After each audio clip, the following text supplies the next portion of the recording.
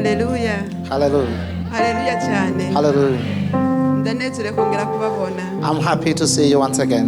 Ndashimiye kandi Imana. And I thank God Yo yantunze inkoni. for He has struck His staff to me. Ati umunsi mama Kesi ni uhagarara hajya hano. And He said, you, Mama Casey, you stand here before the congregation. And I thank the leadership nabo banyizeye. For trusting me. Ariko pastor naramugoye. But the pastor was challenging to him.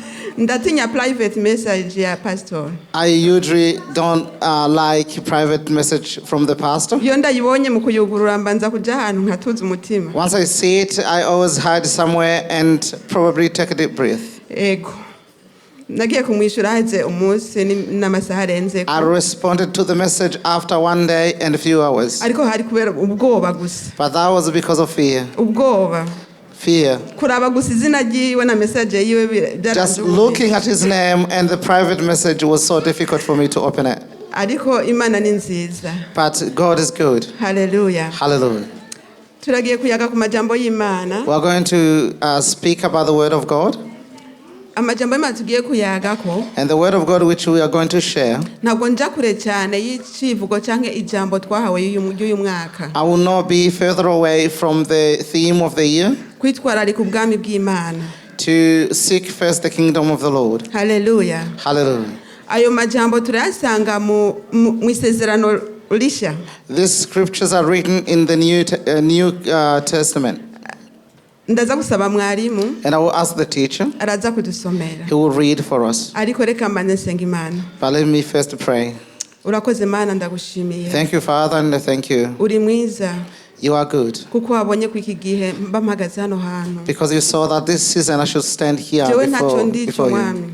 I'm nothing. Ndakwinginze ngumpishe. But I beg you to hide me. Wivugane n'ishengero ryawe. So that you can speak to your church. Ingaburo wateguriye abakobwa n'abahungu bawe. Now the food or the meal you prepared for your children. Wicishije muri jewe. Through me. Ndakwinginze ngo ntabarije ngaragara. I beg you, don't reveal me. Kandi uko ijambo ari ryawe. But because the word of is yours. Niwe kuritahuza ubwoko bwawe. Therefore help them to understand your word. Turagushimira ijambo ry'impemburo. We thank you for the word of courage. Waduteguriye kuri uyu murango. Which you have prepared for us this afternoon. Twizeye kuri kumwe natwe. We believe you are with us. Kandi kugiye kutugaburira uko dukenye. And you are going to feed us as we require. Uwari we wese muri twebwe. Each one of us. Uramuzi. You know them. Kandi uzi urugero akenyemwo. And you know how much they need you. Mugaburire. Feed them. Ujanye n'inzara ashonje. According to their hunger and thirst. Urazi uko agushaka nuko akwifuza. You know how much they desire you and how much they need you. Urazi hababaye.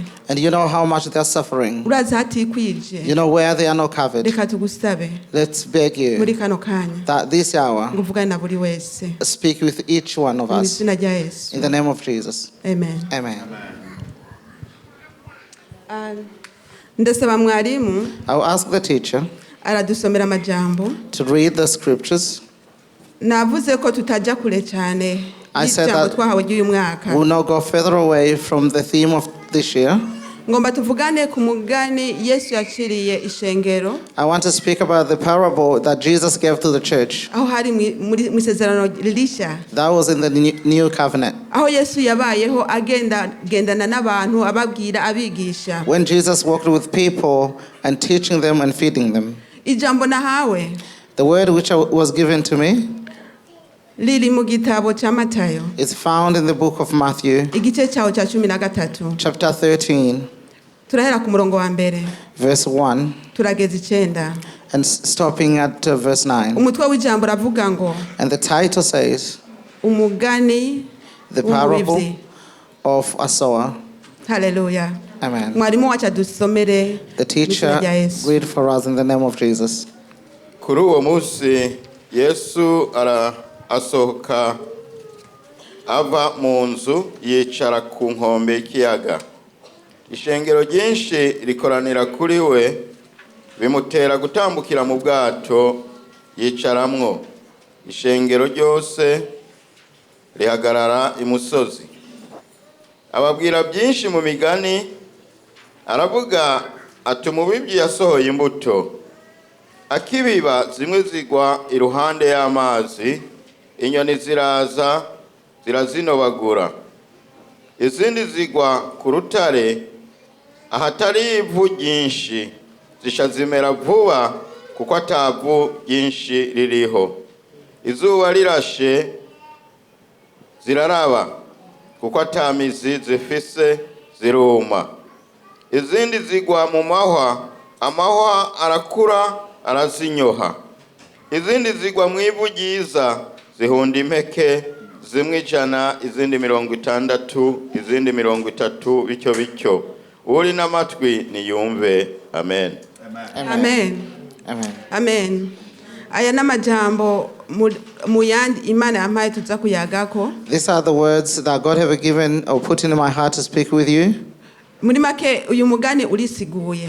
This parable is self-explanatory. Ariko kandi but nk'abana b'Imana, as children of God, twicaye mu nzu y'Imana, seated in the house of the Lord, turagomba kwibukanya. We want to be reminded. Hallelujah. Hallelujah. Yesu yagenda yigisha ishengero. Jesus went and teaching to the congregation, cyane cyane abigishwa biwe, especially his disciples. Baragumana umwanya munini. They spent time with him. Ariko uyu mugani yawuciriye ishengero rinini cyane. But this parable was given to a large congregation.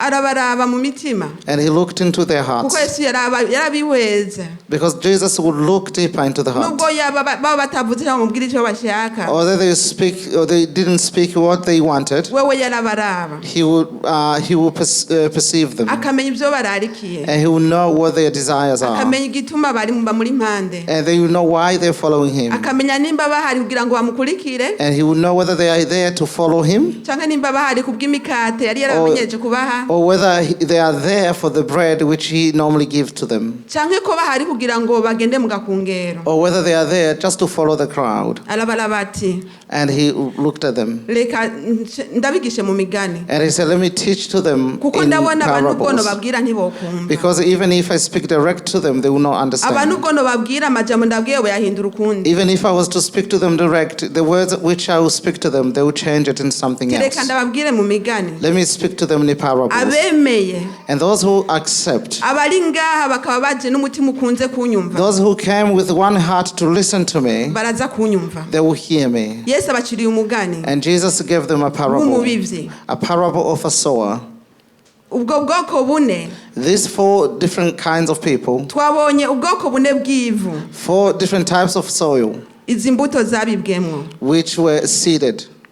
Ubwo bwoko bune. And these 4 different soil. And it was equivalent to the church. Ubwo bwoko yarabubonamwo. And he could see those 4 categories of soil. Those categories were there. Hallelujah. Hallelujah. Yesu arabavuga ati And reka ndababwire mu migani. And he said, I will speak to them in parables. Uza kuca ubwenge araza kunyegera mbaza. And he who is wise will come to me and ask. Ishengero ryamuvuye impande. And the church left him atanumwe abajije. Without anyone asking a question. Kubera umutima wo kumenya ntawo bari bafise. Because the heart of understanding was not with them. Umutima wo gushaka kumenya uwo mugani wavuze iki ntawo The bari heart bafise. of trying to understand what the parable meant was not with them. Ariko ngo bamwe muri bo. But some of them, harimo n'abigishwa biwe, including his disciples, ishengero rimaze gutatana rimaze kugenda. Once the church has been dismissed, abari bagomba kumenya. And those who wanted to know deeply, abaje guterana uyu munsi. Those who came together today, abasomye ijambo ry'Imana. Those who read the word of God, baramwegereye. They came to him. Baramubaza. They asked him, ati kubera ko wigishiriza mu migani. Why do you speak in parables? Hallelujah. Hallelujah. Abo bari muri wa mugwi wa kane. And those were in the 4th group. Muri imigwi ine. The 4 groups. Twabonye umugwi wa mbere. We heard the first group. Twabonye umugwi wa mbere w'ivu. Reka tuvuge the first group of soil. Kuko uyu mubivyi yabivye imbuto mu ivu. Because this sower have sow his seeds in soil. Umugwi wa mbere w'ivu cyangwa ubutaka. The first type of earth he sowed into. Umugwi wa mbere ngo umubivyi yarabivye. The sower sowed. Ngo akibiba. And after he saw, ngo imbuto zimwe ngo zigwa ku nzira. Few of them fell by the paths or the footpaths. Ngo inyoni ziraza. And birds came. Ngo zirazinobagura. And they devoured the seeds. ngo izindi nazo And others, ngo zaguye ku rutare they fell onto rocks ngo hatari ivu ryinshi where there was no earth or dirt. ngo ziramera And they sprout. kumera zarameze But once they spring out, ariko ntizarambye they could not last for long. zaciye zipfa. They died. umugwi wa gatatu The third group, imbuto zaguye mu mahwa.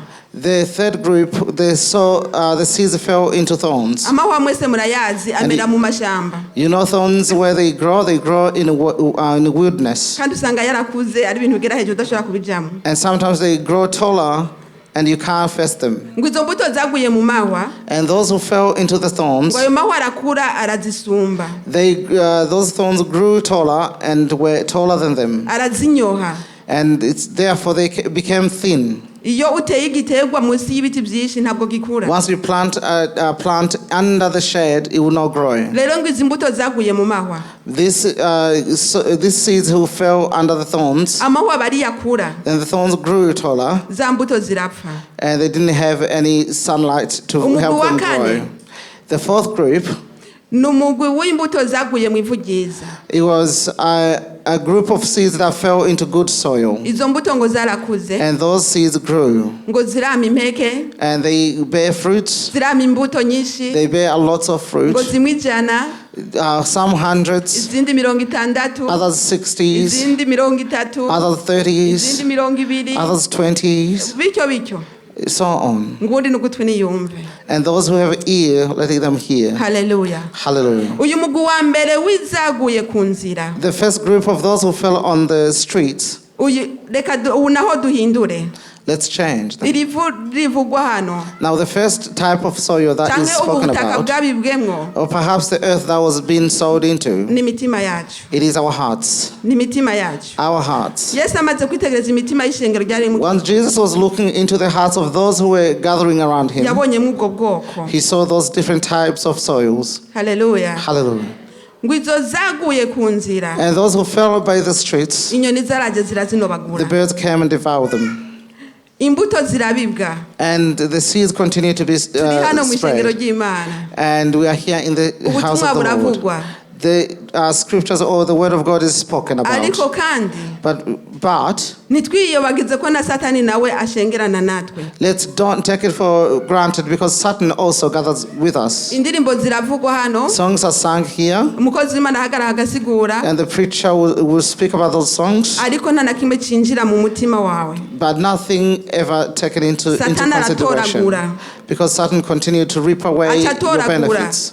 nta na kimwe gishika Nothing that reaches you, nta na kimwe cinjira nothing comes into you. hamwe mva bitanakuraba And sometimes you feel like it's not Ukumva concerning you. sibyawe. You say, this is not my kandi message. wicaye ngaha And you are seated here. hamwe akanakongorera ati aha niho kwisohokera. Sometimes you feel like, can you leave? aha Or should I bayabonye leave? yuko Because you are probably haba haba igihamana akagira icyo utoramwo. you certainly have known that there could be a chance that you will receive something. aha niho kwisohokera. Can't you go outside? izo nyoni zanobaguye izi mbuto Those birds who devoured the ni seeds satani. was Satan himself. satani aratugenza buri gihe Satan always chases us. iyo abonye hari icyo tugiye If kwakira he sees there is a benefit that we're going to receive, aba maso kugira ngo atunyage. he's awake so that he can rip it away from us. imana itugirire imbabazi. Praise the Lord. umugwi wa kabiri And the second group ngo ni umugwi is a group w'izaguye ku rutare. of those which fell on the rock. izo zaguye ku rutare Those which fell on the rock, ngo nta vu ryari rihari. murazi ku rutare nta there vu was no rihari. dirt on the haba rock. hari utuntu dukeya tumeze nk'inkungugu gusa. Probably only dust. izo mbuto zarakuze And those seeds grew. zarameze They grew. ariko ntizarambye nazo But they didn't last long. kuko nta hariho zashinga imizi Because they were not able to establish root nta hariho system. zahagarara They couldn't have a place for them to naho stand. zavoma amazi ngo zishobore They couldn't gukura. fetch water for them to grow. uyu mugwi wa kabiri rero The second group, therefore, nawo wagereranijwe it was equivalent to n'abantu twebwe nyene. the same people, us. turumva ijambo ry'imana We hear the word of God tukaryakira n'ingoga and we receive it so fast. cyane fast. hari igihe tuba twaje Sometimes we come here kumbe turondera ikindi kintu, seeking for something else, turondera gukira indwara, seeking probably to be healed from turondera sicknesses, ubutunzi, seeking for wealth, turondera ibyo dukeneye byo muri ubugingo, seeking for earthly possessions. ijambo tukaryumva, And the word is spoken, ariko but kuko tutafise ya soko canke wa nukuvuga ya fondation muri twebwe. because we don't have the water reservoir in us. Iyo fondation ninde? Which reservoir is it? Nukubanza kumenya Yesu. It's for us to know Christ, Ukamenya ati jewe ndiki kuri Yesu. to know who you are to Christ. Yesu niki kuri jewe. Who is Christ to me? Mbega naramwakiriye. Have I received him? Mbega naho ibindondera no bibura no komera. Although if I don't receive the earthly possessions, would I Mbega be naho strong? indwara itokira no komera. Even if I don't get healed, would I continue to be strong? Mugihe rero uwo Yesu utamubwiwe canke ngo umubone If abe muri wewe. you didn't hear this Christ or receive this Christ to dwell in you, Izi mbuto zigwa ku rutare. these seeds continue to fall on the rock. Izi mbuto zigwa ku They rutare. will continue to fall on the rock. Muri ico gihe At that time, iyo uhuye once you meet n'abantu bagucalenjinga, with the people who challenges you, twese tuva mu makominota atandukanye and we all come from different communities canke mu miryango, or perhaps families, hari imigwi twavuyemo there are groups or circle of friends that we came from. kumbure badaterana natwe nk'uduteranye uno munsi. Perhaps they don't gather together like we are gathering today. Iyo utakiriye Yesu, If you haven't received Christ iyo properly, Yesu utamuhishuriwe bikwiye, if Jesus was not revealed to you properly, ugasubirayo and you return back, baragucalenjinga, they will challenge you hamwe bakubaza ikibazo and they question you. ati wewe hariya muri amazing wakurikiye, You in Amazing, what did you follow there? wewe hariya muri Pentecost In wakurikiye, Pentecost, what did you follow there? kuko ibyo waje ukurikira utabibonye. Because what you followed, you tried to receive, you didn't gain. Uwo Yesu ariwe mushinge w'ishengero canke umushinge w'agakiza kacu nta uraronka. This Jesus who is at the foundation of the church, you have not yet received. Uzobura ico uvuga, You will not have something to ntabwo say. uzoronka ico usigura. You won't have something to say or explain to the people. Imana itubabarire cyane. God forgive us so much. Ngo izi zaguye ku rutare rero, And those which fell on the rock, ngo uyu muntu this person, ngo niyo ahuye n'ibintu bimugirira nabi even if they encounter something that is troubling them kubera kagakiza, because of the salvation, ahita bivamwo they just abandon kuko what nta they were doing fondasiyo afise, because they don't have a true solid nta hantu foundation. na hamwe atewe. They are not planted into good Yesu soil. ntawe yabwiwe, They did not hear about Christ. ntawe They yakiriye, did not receive Christ. ivyo yagiye akurikira And what they followed there byaramudesevye ntavyo has yabonye. deceived them and they could not see. Yesu ntawe uri muri we. Jesus is not with them. Iyo ageze muri ivyo bihe bigoye And rero once they encounter difficulties, bisaba ko avuga Yesu, where they meant to cry Sabavuga to gakiza. Christ, asking Christ for help, atagakiza narose gashingiye kuri iki. and the salvation which I received is only based on this, Muri ico gihe biramugora cyane, at that time is difficult. ari naho bamwe acavuga ati burya That is- n'ivyo uriko uravuga, That is why sometimes they say, yeah, is that true what you ivyo say? uvuze ari ivyo burya nakurikiye iki. Did you know what you say? You're saying it to me. Is it true? What did I follow? uzi ko ajya abakizwa batubesha. Those Christians that lie to us. Kwanza kunywa inzoga vyanditse he, kutanywa inzoga Where vyanditse has it been written not to drink? kuko nta fondasiyo afise, Because there's no foundation. ntabwo yize cyangwa ngo atere imizi muri Kristo. They did not have root system in Christ. Imana itubabarire cyane. God forgive Ari us. naho kandi That is why ushobora kugera you may reach a point aho ivyo wigishije cyangwa agakiza wakiriye kakumerera nabi, where what you have received or what salvation you received may become against you. aho abantu canke leta igupersecta canke bakaguhama kubera ibyo nawe uri kurashinga, Where the government or the people are chasing you because of your testimony canke umuryango. or the family. Iyo utatewe If you are not planted therefore ukabureremba kuri rwa rutare and hejuru, you are just floating on the rock, urumva uragenda nyene. you will fall. Haleluya. Hallelujah. Aha mfise uburorero bwinshi I have so much examples. tutiriwe turasoma. Without reading, hariho akarorero ka Pawulo. There is an example of Paul. Pawulo ari Yerusalemu. When Apostle Paul was in Jerusalem, igihe yari yamaze guhwikirwa n'umuco w'Imana. when he was struck by God, igihe yari yamaze guhinduka. once he was transformed akaba umuvugabutumwa bwiza. and became a good witness niho of leta Christ. yaramuhagurukiye. Now the government was against bose him, baba against him. and everybody was seeking or against him, kugeza ubwo bamuta mu gasho. to the point where he was put in prison. ariko ngo aragenda. Once he was walking, hari ahantu hanezereye. there's a point where I was pleased with him. ishengero ngo ari ryinshi nyuma y'ibintu abantu bari benshi cyane bavuga ati niyicwe. A lot of people or a crowd of people were saying, let's get him killed or ariko persecuted. abategetsi bavuga bati oya ntitumwica But the tutabanje kumenya ivyiwe. The leaders say we cannot kill him without knowing who he is. leta yigira inama yo kumufunga. And the government decided to put him in prison. kumushira mu iboma kugira ngo bamukingire bo bagomba kumukingira. To put him in prison so they can protect him. ariko we yarazi yuko bagiye kumufunga nyine bya nyabyo. He thought he was just put in prison for real thing. ariko bagomba kumukiza rya shengero. But they were only trying to protect him against the crowd, ishengero ntirimustoninga ngo rimutere amabuye ataravuga bataramenya uwo ari we. so that the public cannot stone him before Hallelujah. he introduced or ngo say who Pawulo he ariko was. araduga ku ngazi. When Paul was climbing the stairs, kuko aho hantu bari because where they were, bagomba kuja kumufungira ahantu hejuru. they wanted to put him in a prison, but in tall tower. nukuvuga iri ni shengero.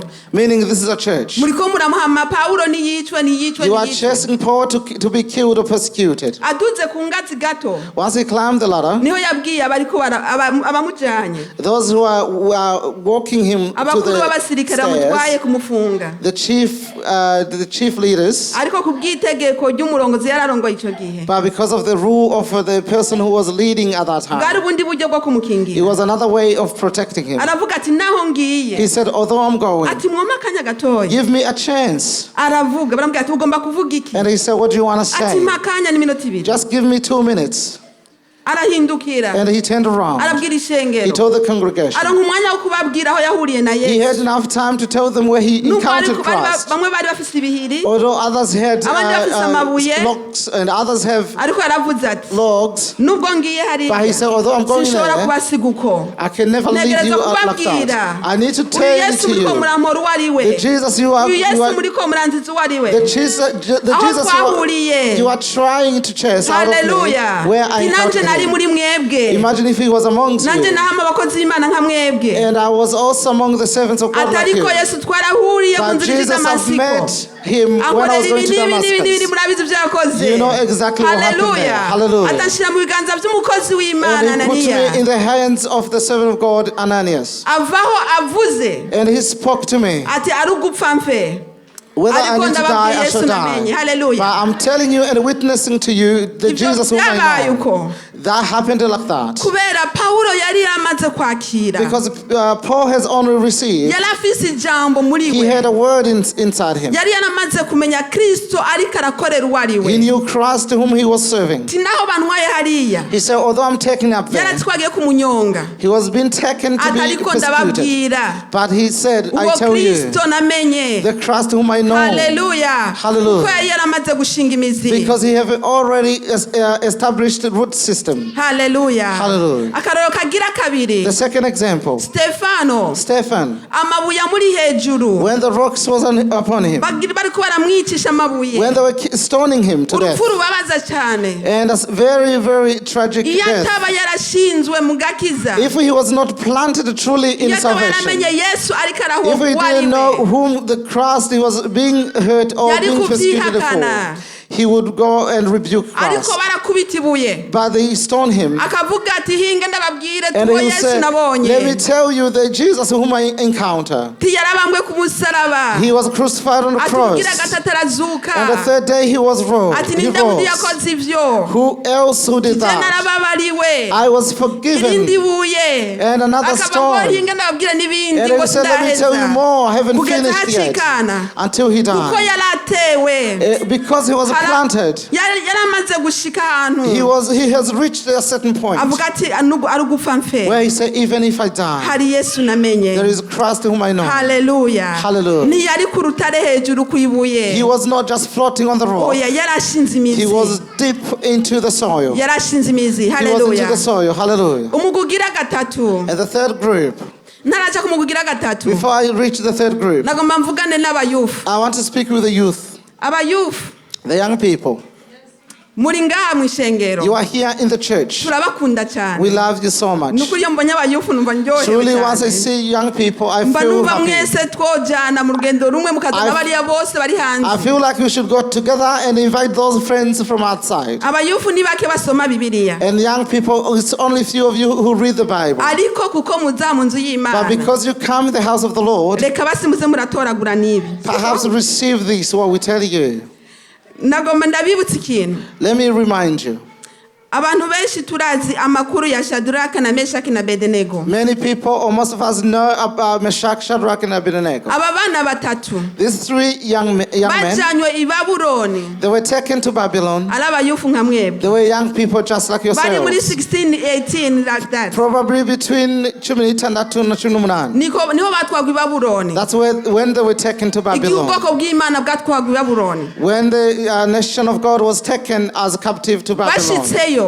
Once they reached there, Muribaza yuko barose bateranira nkuko. do you think they had a place to gather like this? Ntahariho. There was no place Barose as such. urusengero baja guteraniramwo. Do you think they had a temple together? Ingoro yabo bari bayisize i Yerusalemu Perhaps n'ubusambo their temple yasambu. was left in Jerusalem or even destroyed. Kandi igihugu bari binjiyemwo. And the country with the entered, Nta mana yacu ndiho yavugwayo. there was no God such as I Hasengerwa am was ibigirwamana. there. There were only gods. Ariko kuko hari ico bagiye batwaye. But because they took something with them, Igihe bari i Yerusalemu. once they were in Jerusalem, Igihe bari Buyuda. once they were in Hari inyigisho Judah, babona baronka. they were receiving teachings. Baricara ku birenge by'ababyeyi They bakababwira would iyo sit mana with the yari. parents, and the parents would tell them which God they are talking about. Baraterana mu nzu y'Imana bakumva amajambo nk'uko turiko They turayavuga. gather in the house of the Lord and hear the word like we are hearing Bakira today. ijambo. They will receive the word, Bagibikamwo. and they kept in Barabwirwa their iyo hearts. mana iyo ariyo. And they were described and told which Iryo God jambo they were talking about. ryarabatewemwo. And that word was planted in their Imitima yabo hearts. iraryakira. And their hearts received it. Bageze i Babuloni. Once they reached in Babylon, Bimwe vyashikira ba Paulo hano. what have happened to Paul? Uko umwami Nebukadineza yabagize mwaravyumvise. The king Nebuchadnezzar have done similar. Iyo batari barashinzwe mu gakiza. If they were not planted in salvation, Iyo baba batabitse ijambo mu mitima yabo. if they did not keep the word in their hearts, Bamenye ati ico twabwiriwe hari iwacu. it's so that they know there's something we have received from our backline, our homeland. Bari gukora vya bindi muzi. They would have done something you know. Bari gusenga vya bishushanyo vy'i They would Babuloni. have worshipped the same gods of Bari kurya Babylon. kuri vya biryo bihumanye They would vy'ibwami. feed from the defiled food Ariko of kuko the hari king. ico bari bazi. But because they had something they Baremeye received, batungwa n'ibiharage bidakaranze. they accepted to feed on unfried beans. Baremeye batungwa n'inyabutongo. They accepted to only eat the herbs. Kuko hari imana bari barabwiwe. Because they had a God which Hallelujah. they have been Ibyo byose they knew. bavyakiriye kubera bicara mu nzu y'Imana. They only accept that because they dwell in the house of the Lord. Hallelujah. Hallelujah. Tubike amajambo y'Imana mu mitima Let's yacu. let's keep the word of God in our hearts. Kuko ejo ntituzo tuzoba turi. Because tomorrow we don't know where we will Isi be. igenda ihinduka. The world continue to change. Nimba ugiriwe ibakwe ryo kuba mu nzu y'Imana. If you are lucky enough to be in the house of the Lord, Nimba ugiriwe ibakwe ryo kuba mu muryango usenga. if you are lucky to be born in the family which is saved, Aho papa afata Bibiliya akabasomera as your ijambo. dad takes the Bible and read the word to you, Nimba ugiriwe ibakwe ryo kuba muri group chat ushobora kuvuga ati uno musi dusome mu vyakozwe n'intumwa. if you have a chance to be in a group chat where they speak about the word of God, Ntuzufate iryo jambo for granted. don't just take the word iminenego. Uzu ulifate nk'iryawe. Take it as yours. Hallelujah. Amen. Nukuvuga Meaning, ubu burorero ntanze these examples, buragenda kwishura kuri rya vu rya kane wa mutima ugira kane they could be examples for also the fourth group. ngo izi mbuto zatewe mu ivu ryiza That these seeds were sowed in good soil. ngo izo mbuto ngo zirakura. And those seeds grew. Ngo zirakura. They grew. Ngo zizana impeke nyinshi. And they grew and gave many fruits. Ivyamwa vyinshi. A lot of fruits. Ariko dusubiye inyuma gato. But once we go back a little bit, the third group, zijya zaguye mu mahwa. those which fell in the thorns, Ijambo rishikira mu mitima yacu. It's the word that comes in our hearts. Ariko rigasanga harimo imyitwarariko y'iby'ubugingo. But there are so much things, there are so much needy of the world. Igasanga harimo amashifti. There are so many shifts in our hearts. Igasanga harimo no musi nta mwanya. There is, busy. I don't have a time today. Igasanga harimo ubutunzi tugomba kwitaho ku munsi wa Mungu. There is a possessions which we want to gain on a Sunday. Igasanga hariyo babana tugomba kucunga mu rugo. They will find there's children that we need to look after at home. Byose tukavyitaho. And all of those we value. Bigatuma rya jambo ritera ryonda. And the word of God comes thin. Ya nyota yo kugomba Imana ritera igabanuka. And the thirst of seeking the Lord continue to reduce. Because there's no balance. Meaning a large portion of yourself, of your desires, it's only upon the world possessions. The word of God you listen to when you have time. At that time it continues to shrink until it gets smaller. And then eventually it will leave you. God forgive us. The Bible has used the word which says people like such, they will grow knowing nothing. It's not me who say it. It's the word of God. On verse 22, the people like such, they come to church, but the things of the world, you have made thin their needs. Or their hard thirst. The desire of seeking the word. The desire of meeting together. Have gone and shrunk. They are there. But they are only equivalent to nothing. God forgive us. The fourth group, let me come back to it. It is the seeds that fell in the good soil. There is seeds that fell. Hallelujah. Amen. Those seeds grow. They grow. And they bear in good and a lot of fruits. And what kind of fruits is that? They only grew because of the word that has been planted in you, which remained with you. And it bear fruits. And a lot of fruits, which is even more than what has come in. Once the word is within you and made it yours, and you feel it as it belongs and it's yours, it will grow. And that will bring the good fruits of Spirit. Because the Holy Spirit is within you. And He bears fruits. And what He bears is what? They are written in Galatians chapter 5. Teacher, read for us. It's only 2 words. These are fruits. The person who received the word of God and made it theirs, and they lived it, and it's sweet to them, and continue to hold fast to it, it will bear fruits. Hallelujah. Hallelujah. Abigalatiya 5 gere ku 22. Galatians chapter 5 verse 22. Ariko ibyo mpwemu yama n'urukundo, umunezero, amahoro, ukwihangana, kugira neza, ingeso nziza, kuba umwizigirwa, ubugwaneza, ukwirinda, ibimeze bityo nta byagezwe bibibuza. Amen. Amen. Hallelujah. Amen. Izo ni imbuto. These are fruits. Wa muntu yakira ijambo. Which are the person who received the word. These are the fruits which are revealed unto them. Hallelujah. Or from them. Amen.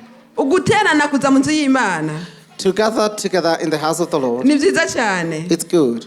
Iyo uravye muri Ezekiel 47, If you look in the book of Ezekiel chapter 47, iyo usomye ijya nkuru ya rujya ruzi rwatemvye ruva hera h'Imana, if you read about the river which flowed from the kingdom or the holy place of God, ahantu rwatembeye and where it flowed towards, iyo rwagiye where it went, muri rujya ruzi in that river, ngo cari kiyaga gipfuye, it was like a dead river. ariko ajya amazi amaze kugerayo I mean, Dead Sea, but once the river reached into ngo there, azohembura ivyapfuye vyaho byose. it will put to life all the dead creatures into the sea. Hallelujah. Hallelujah. Namwe ngaha turiko turavoma sivyo, And we are here to nako fetch. turasohoka mu kanya, And soon we will leave. turaja gushwiragira mu mihanda, We are going to scatter into turaja our gushwiragira mu homes. makaritsiye. We will scatter into the suburbs. Reka natwe tube nka ya migezi ijana y'amazi, Let it be like those flowing tube nka ya rivers, migezi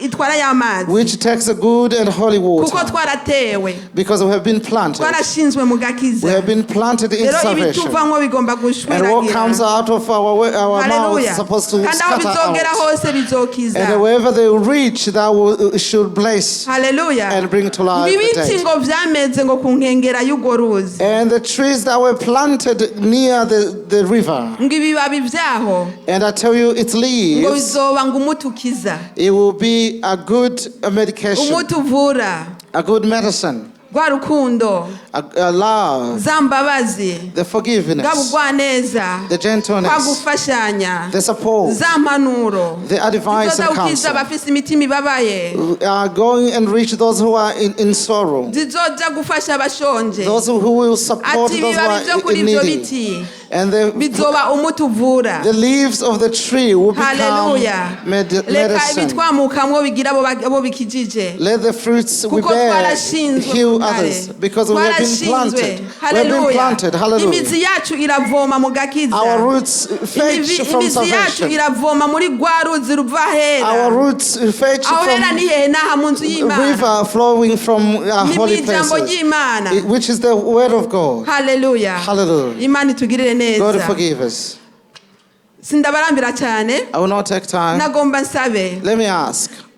iyi migwi ine twavuze, These 4 categories we wowe talked urafise about. aho wisitiwa, urafise aho wibona. You know where you are standing. N'akanya keza It's a good time ko gusaba Imana. for you to ask it from God. Nimba uri mu mugwi wa mbere, If you are in the first group, umugwi uza kwicara mu nzu y'Imana, the group that comes to sit in the house of ariko the Lord, agataha atacarose, but they just leave Satani empty-handed, akamwiba. and Satan robs you. uyu munsi inyoni ziguruke mu izina rya Yesu. Today the birds shall fly away in the name Hallelujah. of Jesus. Izo nyoni Hallelujah. zinobagura imbuto zabibwe ziguruke zigende mu The izina birds rya which Yesu. devour your Hallelujah. seeds, let it fly away. Hallelujah. Hallelujah. Hallelujah. Nimba uri mu mugwi wa kabiri, If you are in the second group, ukaba uri muri babandi bavuga bati izi mbuto zibibwa ku rutare, and you are in those who say, the seeds are planted on the rock. iri jambo ndaryakira, Now the word is received, I receive it, mugabo inyuma y'iminsi ibiri sinzoba nkigibuka, but after 2 days I won't remember. inyuma y'iminsi ibiri ntabwo ari iryanje, 2 days later it will not be my word. inyuma y'iminsi ibiri ntabwo ari iry'iwanje. 2 days later it's not my word. Muri icyo gihe, muri iyo minsi ibiri, At that time, in aho those 2 uzogera days, hose uzosa n'abandi nk'abari bo bose, wherever you reach, you will just be equivalent to kuko others. rya jambo Because the word rimwe wakira uyu munsi which you received today ntabwo rikiri muri wewe, is not longer within you. ryaragiye. He has abandoned you. Kuko nimba nakubariye nti Because if I told you that today, uburwayi bwawe burakira mu izina rya Yesu. your disease shall be healed Hallelujah. in the name of Jesus. Ukumva urahezagiwe, And you feel blessed. ukumva uyu munsi wari uwiwawe, And you feel like today is your ukumva uyu day. munsi itariki yari iyawe And you pe. feel like the date of Mama today is Kesi your day. yaguhanuriye, Because his mother has witnessed ingwara to me. burakira mu izina rya Yesu, And your illness shall be ariko healed. ugatahana ico gusa, And you just take that ukaba only. utarakira Yesu And you haven't received the nk'umwami n'umukiza you haven't wawe, received Christ as your Savior. kugira nubwo iyo ngwara yawe itokira, Although your illness may ariko not be uzobandanya healed, utonda mu nzu y'Imana. but continue to come and Ukaba uri gather in muri the uwo house of the mubugira Lord. kabiri, If you are in that ukaba second utaramenya group Yesu, and you don't ukaba yet receive Christ, utaramubwirwa bikwiye, and you don't know about akaba Christ as atarakwishurira ngo much, and He bikwiye, hasn't revealed Himself uyu to you mwanya ni enough, uwawe. this is your time. Hallelujah. Hallelujah. Hallelujah. Hallelujah. And the third group is for any person who feels like, I want to follow Christ. I want to continue to follow Christ. I want to be a child of Christ truly. But my family is looking at it's facing me, and I cannot close my business on Sunday. And the shifts on Sundays, they pay well. And I also love God. But all of those things, if you don't ask God to give you enough balance, meaning the word of God will become thin, and you once you get a shift on Sunday, you can never leave it. You find yourself, your business on Sunday, it's when customers come, because everybody goes shopping on Sunday. So I cannot close my business. I need to open it. And my family needs to be surviving. And the word will continue to shrink. And today, come so you can receive balance from God. Hallelujah. Hallelujah. Hallelujah. And the fourth group is a good person who is blessed, whose heart is like a good soil, and they receive the word as a discipline, and they follow it. Tomorrow, after tomorrow, next year, and the year after, it will continue to be remembered and planted in Him. And today is your day also to say, God, help me, so that I shall never leave or take my step away from salvation. Hallelujah. Continue to dwell on salvation. And God told Joshua that the scriptures in this book, don't you ever forget to imitate from it. Hallelujah. Would you put yourself in which group would you find yourself? It's you who know where to situation yourself. It's a time to draw closer to God and tell Him your secret. And we'll ask our pastor to pray for us, because these battles we fight, and it's a lot of us. Let Him pray for us so we continue to do in salvation, to be planted in salvation. God bless you.